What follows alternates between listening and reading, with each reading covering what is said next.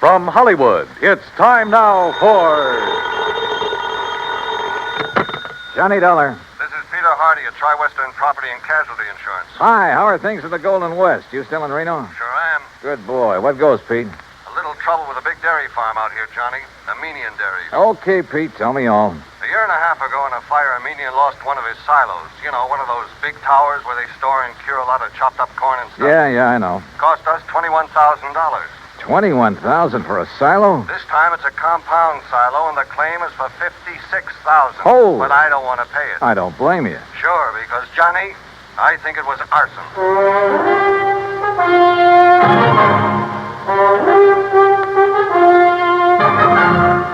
Bob Bailey in the exciting adventures of the man with the action-packed expense account. America's fabulous freelance insurance investigator. Yours truly, Johnny Dollar. And now, Act One of yours truly, Johnny Dollar.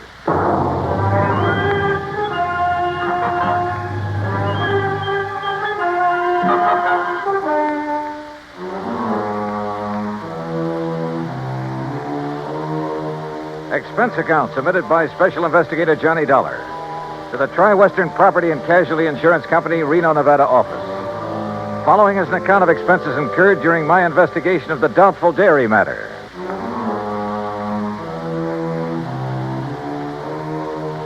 Expense account item 1, $141.20. Transportation and incidentals, Hartford to Reno, Nevada.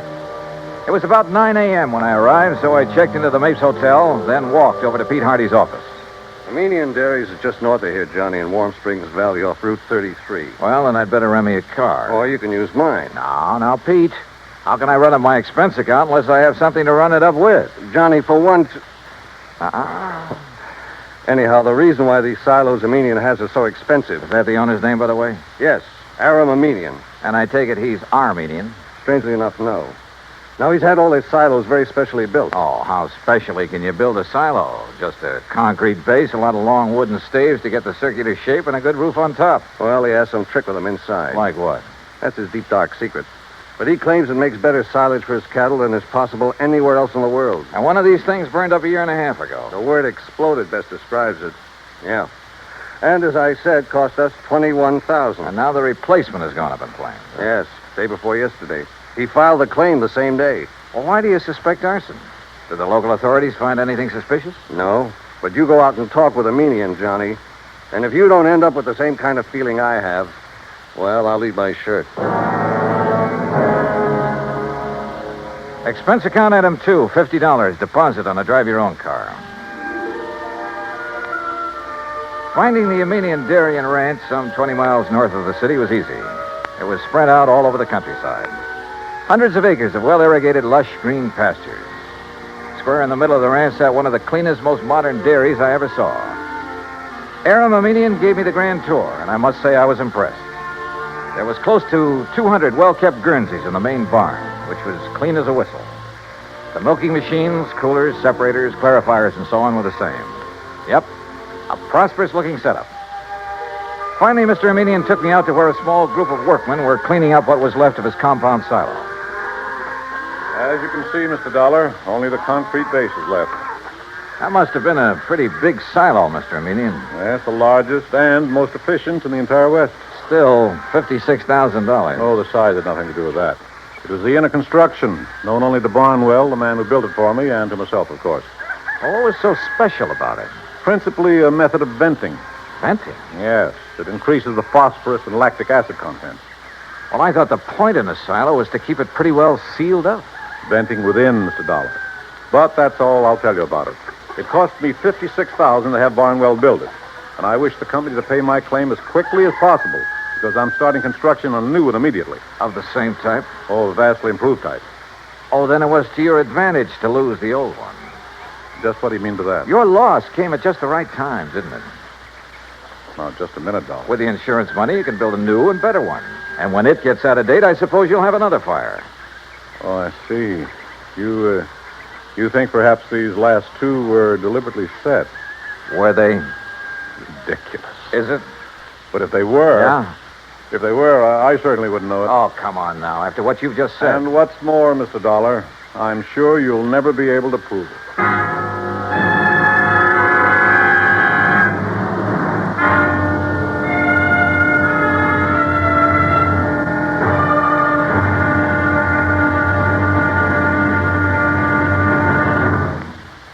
Act two of yours truly, Johnny Dollar, in a moment. We sometimes wonder, what is the life of a human being really worth? Not too much? Or maybe a great deal? Does it depend on whose life it is?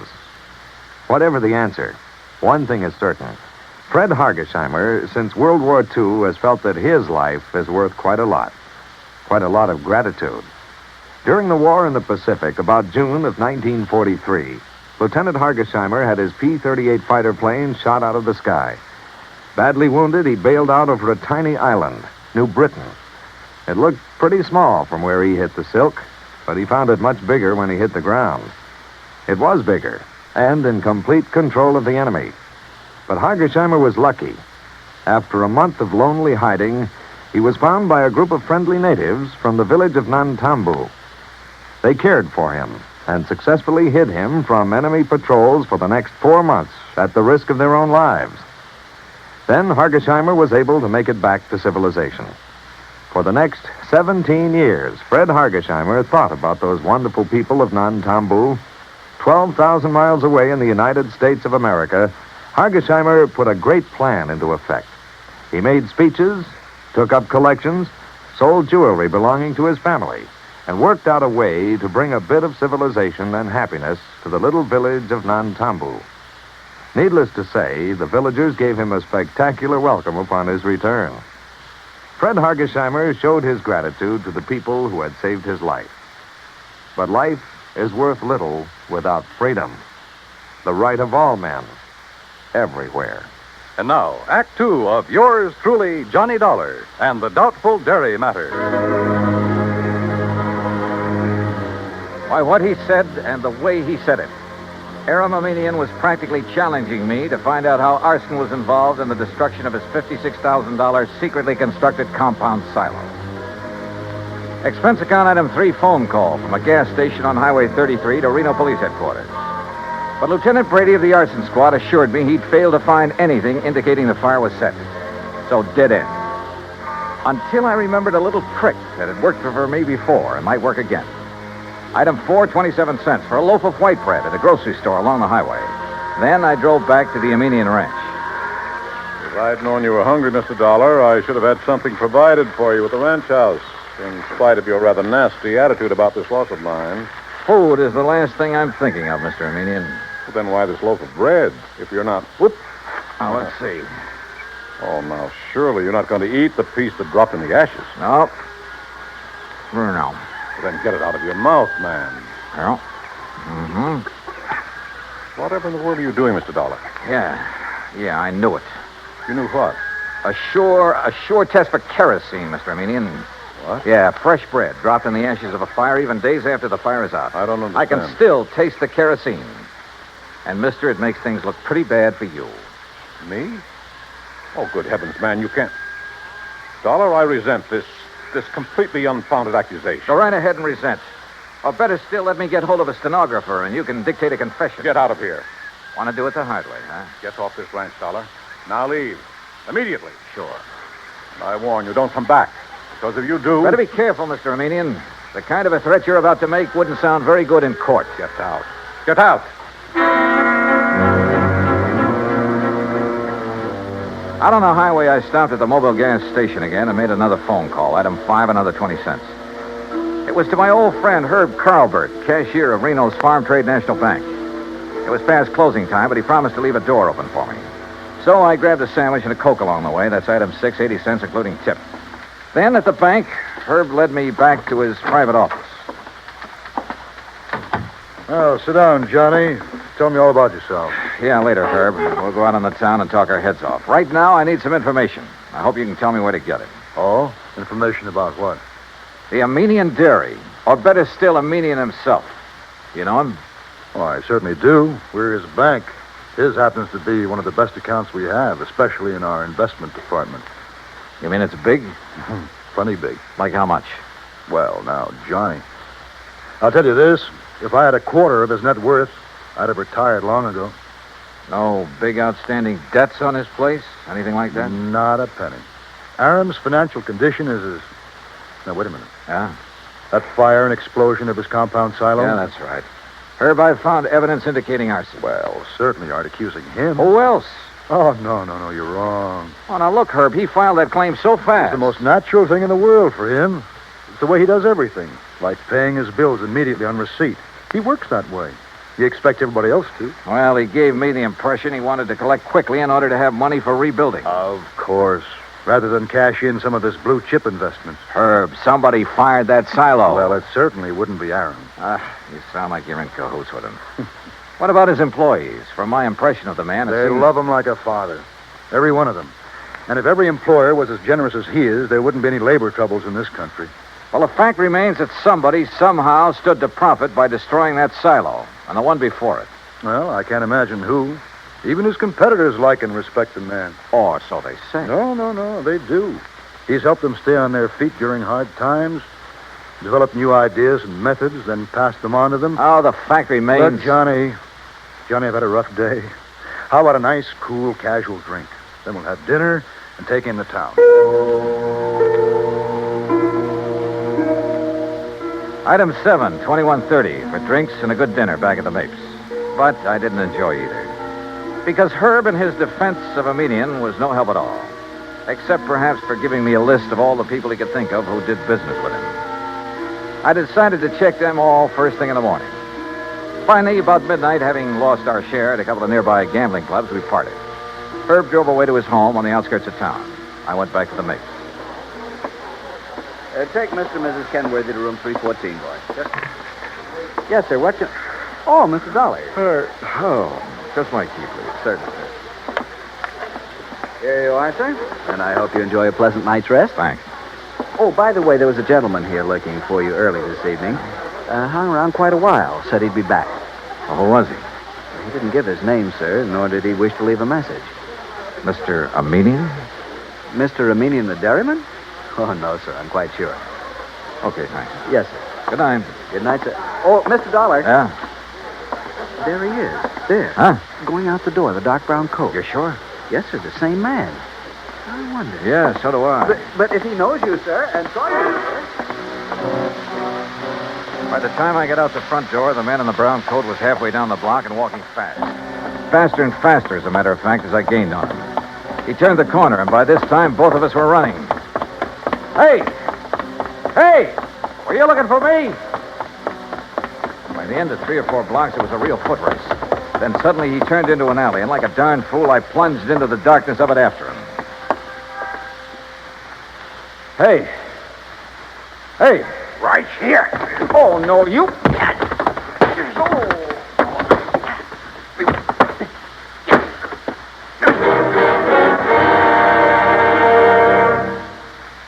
Act 3 of yours truly, Johnny Dollar, in a moment. Our flag now numbers 50 stars, and behind each star there stands yet another flag representing one of the 50 states. New Hampshire state flag carries its state seal on a field of dark blue. The seal is surrounded by a wreath of laurel leaves, the symbol of peace, interspersed with 9 stars because New Hampshire was the 9th state to join the Union. The heart of the state seal is a representation of the frigate Raleigh, recalling the glory of the early days of sail. New Hampshire state flag, the flag of the 9th state to enter the Union, was adopted on April 29, 1931. And now, Act 3 of yours truly, Johnny Dollar, and the Doubtful Dairy Matters.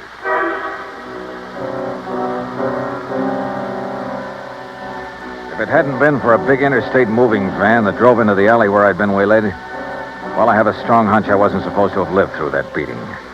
The truck driver, who absolutely refused a tip, incidentally, half walked, half carried me back to the Mapes. And the desk clerk had a doctor in my room within a few minutes. Terrible thing, Mr. Dollar. You're being attacked like this. And, of course, I'll have to make a report over to the police. Oh, do anything you like, Doctor. Just get me patched up, will you? And you, easy now. You have no idea who could have done this to you. Believe me, I intend to find out. Judging by this swollen hand of yours, you got in some good licks, though, and whoever... What's the matter? Well, this is a very unusual ring you're wearing. Oh, some kids in the YMCA gave it to me a couple of years ago. I helped them with a softball team. Oh, yes, of course. That's the Y insignia. Yeah, one of them made it. And the 3 raised points stand for spirit, body, and mind. Yeah, that's right. Well, now, if you just... Oh, wait, what's that for? To make sure you get plenty of rest. Oh, no, Now, wait, Doc. I'm the doctor. Roll up your sleeve, please. Here, I'll do it. Look, if this shot leaves me groggy in the morning... You wake up feeling fine. There you are. Incidentally, that ring... Listen, before you notify the police... Ooh, hey, this shot works pretty fast. Yep. As I started to say, Doc, if that ring of yours didn't leave a mark on whomever you defended yourself against out there in the alley, I'll be very much surprised. in a few seconds, I was out like a light. But then a whole set of weird dreams began to plague my somewhat battered mind. And questions about who had attacked me and why. Only the why was only too obvious to keep me from finding an arsonist who, who probably bore the mark of my ring on his kisser. I thought of the names Herb had given me and his insistence that none of them could be guilty. Wait a minute. There was one name he hadn't mentioned, but a median had, of one man who stood to gain a lot by the destruction of the silos. Or maybe it was just a crazy hunch, part of the wild dreams that came from the beating I'd taken. In any event, in the morning, as soon as the bank was open, I was in Herb Carlbert's office again. Well, yes, he has an account here, too, Johnny. At least he did before. How about loans? Has this man we're talking about taken out any loans? Well, yes, but, Johnny, you know I can't... Yeah, I know. The fact remains he's pretty hard up for dough, isn't he? Well, I didn't say that. Although, of course, if that's the conclusion you choose to draw... Tell me this. He owes the bank money now, doesn't he? Yes. All right. Did he also owe the bank a lot of money about a year and a half ago? Johnny. Yeah. Well? Johnny, you're right, but who would have suspected? And when you consider that Aram Aminian is the one man who has given him money for all the work he's... I can't believe it. Herb, it started out as a pure hunch, but right now I'd bet my... Where can I find him? Well, if Aram plans to go ahead with new construction, he's probably... Sure, out there at the dairy. You want to come along? Well, maybe I'd better after the way Aram threatened you. I guess I owe him an apology for the way I tore into him. Let's go. Johnny. Yeah? What if we're wrong? What if this man we think is the arsonist... Will you agree that the firebug is the same man who attacked me in the alley? I suppose so. Then we'll soon know. Because believe me, he's a marked man.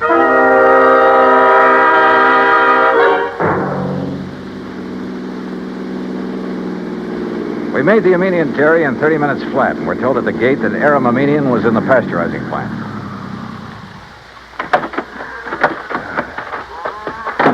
Maybe you better let me talk to Aram first, Johnny. It's not Aram that I'm interested in, Herb, and you know it. Hold on just a minute. Huh? What's the matter? Hold it a second, will you, while I tie my shoelace? Yeah, sure. I've been thinking, Johnny, on the way out, you know, we could really be terribly, terribly wrong. Herbert, old man. Aram, we're just looking for you. Well, when I heard the car pull up, I thought it was Joe Barnwell. He's due here to show me final plans for the new silo he's going to. Well, Mr. Dollar. That's right, Mr. Aminian. I want to apologize for Well, what's the matter? that dressing on your cheek. What about it? Just what is that little bandage hiding? Johnny. Well, Aminian? As a matter of fact, I cut myself shaving this morning. Well, I'm sorry, mister, but that bandage is going to have to come off. Look, Johnny. Now, just a minute, Dollar. Ah, here you are, Aram. Here's the final blueprint for it.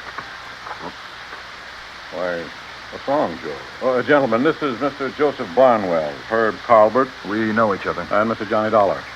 Yeah. I think we know each other, too, Barnwell. Oh, do we? Joe, did you have an accident of some sort? Your face. What's going to happen to him now won't be any accident, Mr. Aminian. And I apologize for doubting that you cut yourself with a razor. I'm afraid I don't understand. But that bandage on your face doesn't hide any razor cut, does it, Barnwell? Well, I don't know what you're talking about. All right, then let's rip it off. You certainly won't. Good heavens, Johnny. Yeah, look. The mark from the ring on my hand where I struck him last night. Okay, Barnwell. Now stop. Don't touch me. Start talking. Tell Aminian how you burned up his fancy, expensive silo so you could build another one. How you burned the other one up? Talk. I swear I... Talk. Talk.